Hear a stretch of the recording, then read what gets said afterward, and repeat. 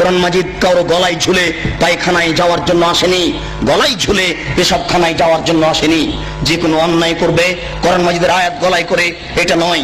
এদেশের কোরআন মাজিদের প্রথমে দেখবেন কতগুলি নকশা করা আছে, এই নকশার তাবিজ ঝুলালে এই হয়। এদেশে যারা কোরআন ছাপাচ্ছে, এরকম আকীদা যারা রাখে, এরাও মুশরিক। এই পাতাগুলি ছিঁড়ে ফেলতে হবে।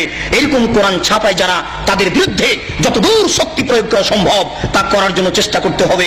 এরা জাতিকে ধ্বংস করছে, আপনাদের ধ্বংস করছে, মুসলমানকে ধ্বংস করছে এক মিথ্যে কৌশলে, শিরক করে শিরক করিয়ে।